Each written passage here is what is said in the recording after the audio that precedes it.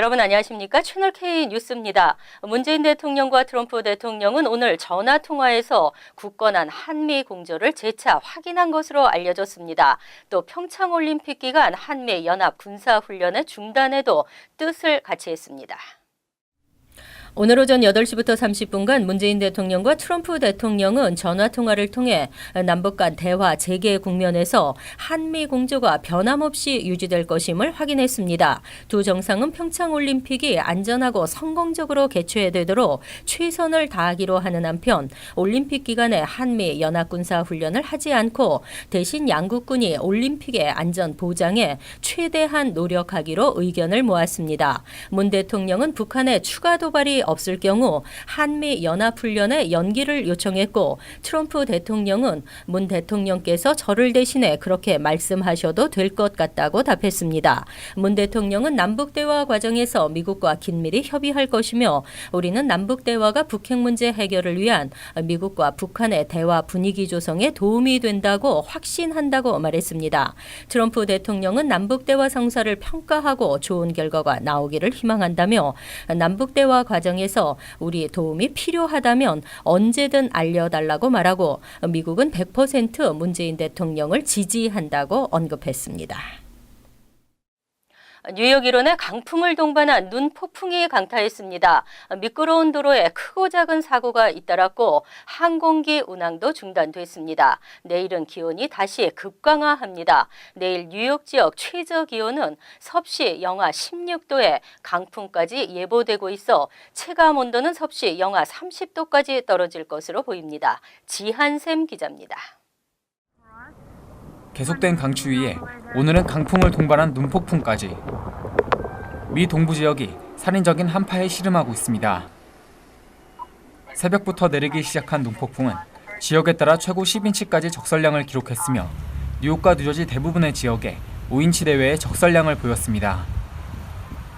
오늘 뉴욕 지역 낮 최고 기온은 화씨 25도, 섭씨 영하 4도를 기록했지만 순간 최고 시속 48마일에 달하는 강풍이 불어 체감 온도는 낮에도 섭씨 영하 10도 이하의 강추위를 기록했습니다.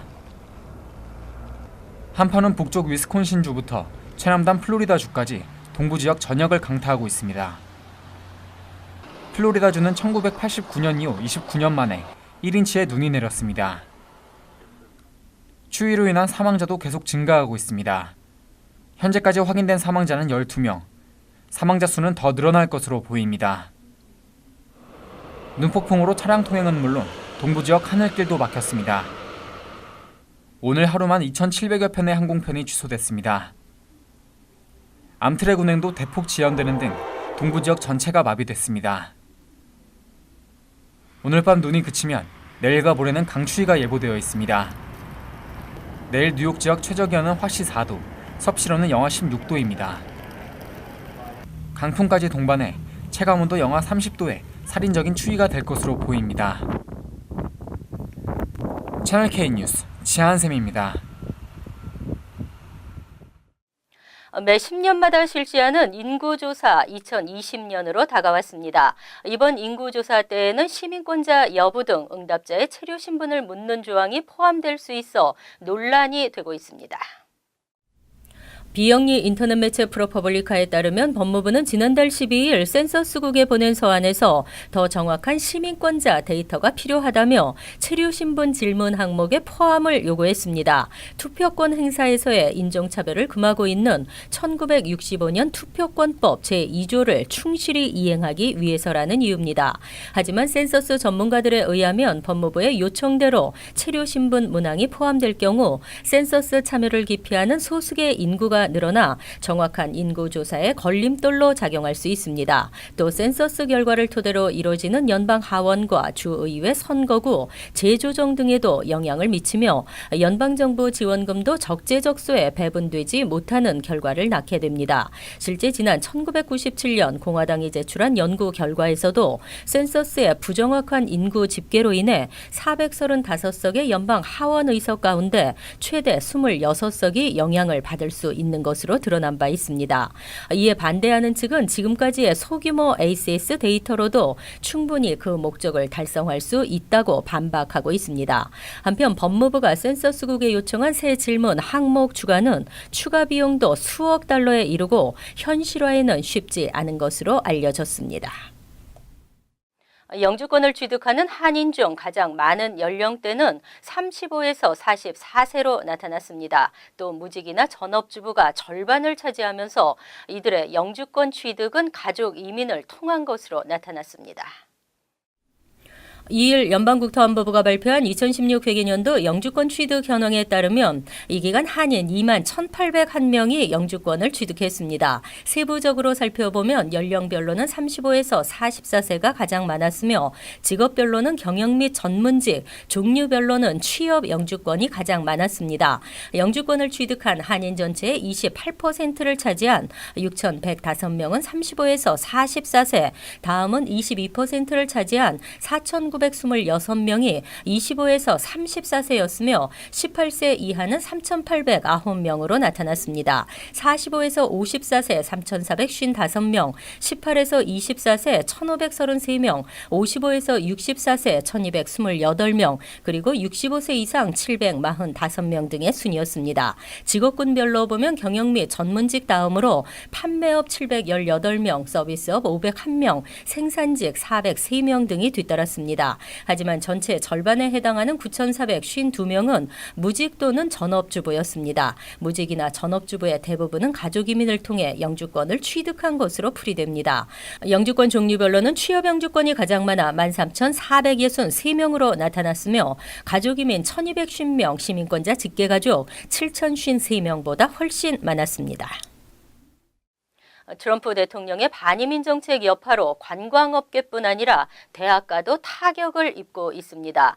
유학생들이 캐나다 등으로 발길을 돌리면서 전국 대학들이 재정난을 겪고 있습니다.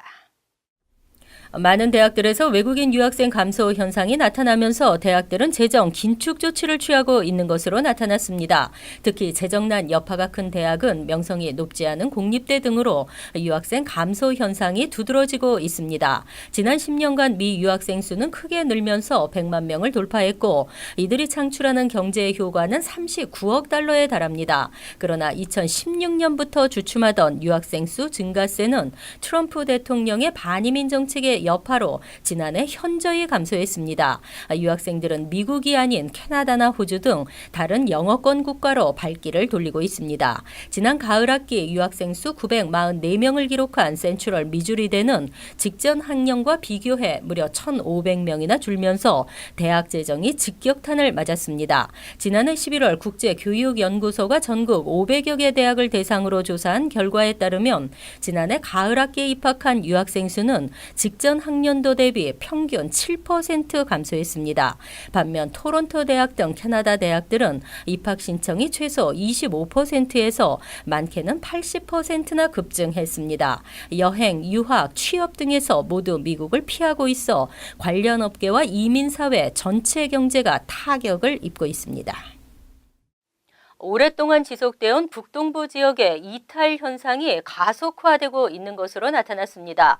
뉴욕과 뉴저지주를 떠나는 인구 유출 현상이 전국 최고 수준에 달하고 있습니다.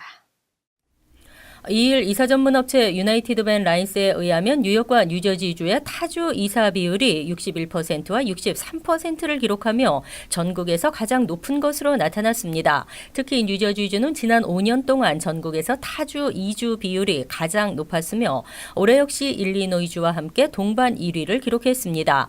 일리노이, 뉴저지, 뉴욕 다음으로 타주 이주 비율이 높은 상위 10위권에는 커네티컷, 캔자스, 매사추세츠, 오하이오 와 켄터키 순으로 집계됐습니다. 뉴욕, 뉴저지를 떠나서는 주로 서부 지역으로 이주하는 경우가 많았고 동부 지역에선 버몬트와 남동부의 인구 유입이 늘어나고 있습니다. 이는 거주 비용과 날씨, 일자리 때문으로 거주 비용이 낮고 온화한 기후를 찾아 또는 일자리 성장률이 전국 평균 또는 그 이상인 곳으로 떠나는 경향이 두드러지고 있습니다. 한편 인구 유입이 가장 많은 주는 버몬트로 68%의 유입 비율을 기록했습니다. 새해 신년 연설에서 쿠오모 주지사는 교통 혼잡세를 픽스 NYC가 결정하라고 지시했습니다. 극심한 반발에 부담감을 느껴 직접 발표하지 않은 것으로 풀이되고 있습니다.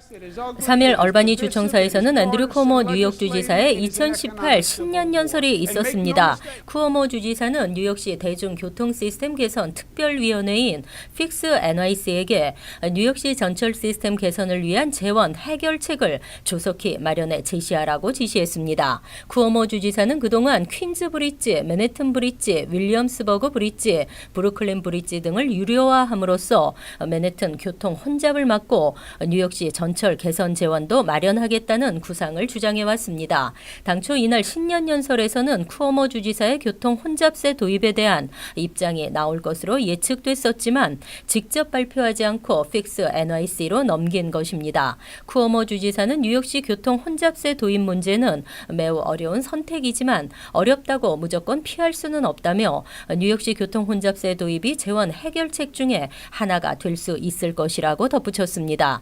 이날 쿠오모 주지사의 신년 연설에서는 이민과 교육, 복지, 환경, 지역개발 등에 관한 개선안도 함께 발표됐습니다.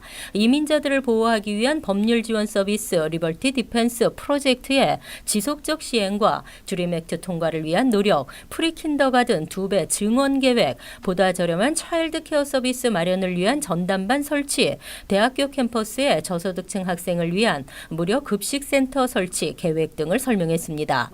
이외에도 뉴욕주는 연방정부를 상대로 세제 개편의 중단을 위한 소송을 제기할 계획이라고 밝혔습니다. 라면 업체들의 가격 담합으로 피해를 입었다며 제기한 소송이 5년 만에 재판을 진행하게 됩니다. 한국에서는 사실상 업체가 이겼지만 미국에서는 연방 법원에서 심판을 받게 됐습니다. 로이터 통신에 따르면 지난달 29일 연방법원 캘리포니아 지법은 지난 2013년 한국라면 유통업체와 소비자가 농심과 오뚜기 8도를 상대로 제기한 집단 소송을 인정했습니다. 최초 소송 제기 5년 만에 열리게 된 것입니다. 당초 소송에는 사명도 포함됐으나 사명은 2016년 150만 달러에 합의한 바 있습니다. 원고들은 업체들의 가격 담합으로 피해를 입었다며 집단 소송을 제기했고 농심 등 업체들은 지난 2015년 한국에서 제기된 같은 소송을 근거로 소송 기각을 요청했습니다. 2012년 한국공정거래위원회는 이들 업체에게 과징금 1,354억 원을 부과했지만 한국 대법원은 가격 인상에 관해 별도의 합의가 있었다고 보기 어렵다며 사건을 파기환송했습니다. 사실상 업체가 이긴 것입니다. 하지만 미국 법원에서는 이를 거부함으로써 1월 23일 변론기일 결정 공판을 통해 향후 재판 진행 일정을 정하게 됩니다. 소장에 의하면 라면업체 간부들은 2000년 말 혹은 2011년 초에 서로 만나 가격 인상을 합의했고 이후 실제 가격 인상으로 이어졌으며 미국에서도 6차례 가격이 올랐습니다. 이로 인해 도매업체는 44%, 소비자는 31.3% 비싼 값을 주고 라면을 사야 했다고 주장하고 있습니다. 파워볼 복권 추첨이 어제 또다시 당첨자가 나오지 않았습니다. 오는 6일 추첨의 당첨금은 5억 5천만 달러로 치솟았습니다. 파워볼 복권 당첨 금액이 미 복권 사상 8번째로 높게 치솟았습니다. 4억 6천만 달러 당첨금은 3일 추첨에서 당첨자가 나오지 않으면서 5억 5천만 달러로 올랐습니다. 미 복권 사상 가장 많은 당첨금은 2016년 1월 13일 추첨된 파워볼 복권으로 3명이 공동 당첨돼 16억 달러를 나눠 가졌습니다. 지난해 8월 23일 추첨된 파워볼 복권은 당첨금이 7억 5천 879만 달러로 당첨금 액수로는 2위였지만 한 명이 홀로 당첨돼 당첨금 수령 액수로는 사상 최고를 기록했습니다. 하지만 당첨 확률은 2,922만 분의 1로 알려졌습니다. 44개 주와 워싱턴 DC, 푸에르토리코, 미국령 버진 아일랜드에서 판매되는 파워볼 복권은 29년에 걸쳐 분할 수령할 경우 5억 5천만 달러를 모두 받을 수 있지만 일시금으로 받을 경우 수령 금액은 3억 4,800만 달러로 줄어듭니다. 한편 5일 추첨이 이루어지는 메가 밀리언스 복권의 당첨금도 4억 1,800만 달러에 이릅니다. 이어서 LA 지역 한인사회 소식입니다. 캘리포니아주 공공사업위원회가 LA 카운티 내 천연가스 공급을 일시적으로 금지할 방침을 밝히면서 한인 비즈니스 업주들의 반발이 이어지고 있습니다. 한인 업주들을 포함한 LA 카운티 사업체 연합은 가주 공공사업위원회의 일방적인 천연가스 공급 중단 방침과 관련해 지역 경제에 큰 타격을 줄 것이라며 이번 조치에 반대한다고 밝혔습니다. 앞서 가주 공공사업위원회는 포토렌치 가스 누출 사고 이후 주민들의 피해를 예방하기 위해 오는 11일 LA 카운티 내 신규 비즈니스를 대상으로 천연가스 공급을 오는 3월까지 금지하는 내용을 골자로 한 긴급 명령을 표결에 붙일 예정인 것으로 알려졌습니다.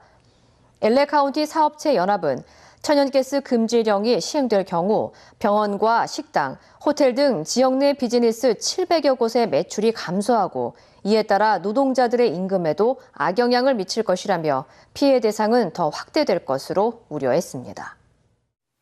최근 미국에서 여과 과정을 거치지 않은 물인 원수가 인기를 끌고 있습니다. 하지만 전문가들은 이 같은 자연에서 채취한 물은 건강에 치명적인 영향을 미칠 수 있다며 주의를 당부했습니다. 홍지은 기자입니다. 최근 지하수나 강물 등 자연에서 채취한 원수가 인기를 끌고 있는 가운데 섭취 시 심각한 건강 문제를 유발할 수 있다는 우려가 제기됐습니다. 연방질병통제예방센터 CDC에 따르면 자연 상태의 물은 박테리아나 바이러스, 그리고 기생충 등에 노출될 가능성이 높다며 섭취를 삼가해야 한다고 밝혔습니다. 전문가들은 바위나 흙 속에서 형성되는 비소 등의 발암물질이 지하수에 침투돼 설사나 콜레라뿐만 아니라 심각할 경우 소화 마비 증세가 나타날 수 있다고 지적했습니다.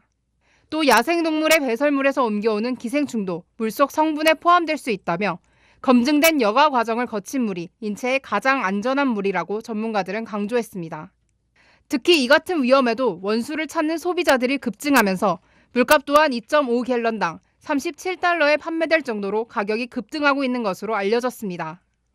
이와 관련해 CDC는 환경보호국의 가이드라인에 따른 여과 과정을 거친 물을 마셔야 하며 그렇지 않을 경우 물을 끓여 마실 것을 당부했습니다.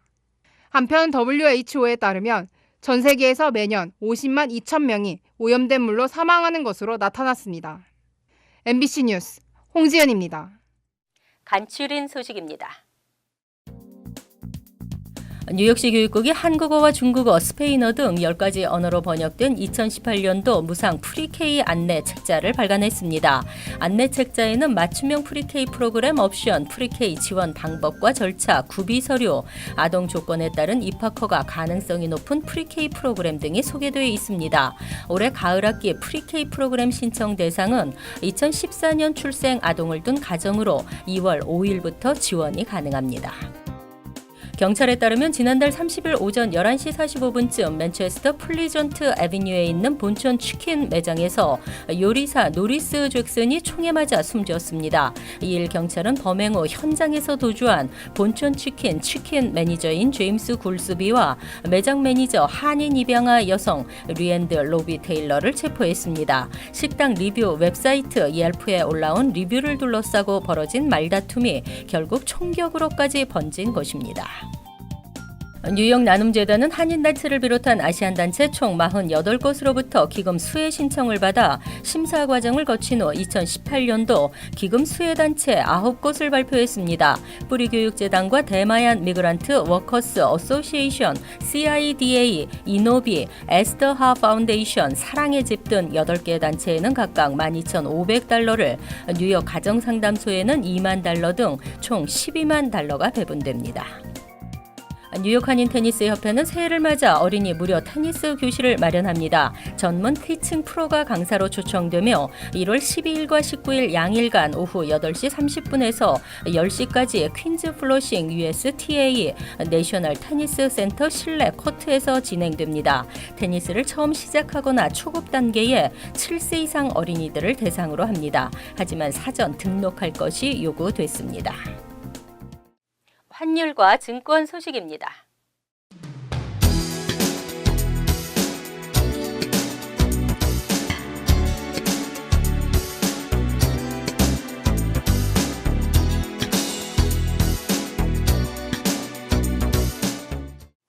이어서 날씨입니다. 금요일은 대체로 맑은 날씨에 강풍과 함께 강추위가 이어지겠습니다. 낮 최고 기온은 15도, 섭씨 영하 9도, 밤 최저 기온은 4도, 섭씨 영하 16도로 예상됩니다. 토요일도 강풍과 함께 기록적인 추위가 계속됩니다. 일요일은 흐리고 다시 눈 소식이 있습니다. 하지만 눈은 기온에 따라 비로 바뀔 수 있습니다. 이상으로 채널K 뉴스를 마칩니다. 눈으로 고생 많은 하루였습니다. 채널K와 함께 편안한 하루 되시기 바랍니다.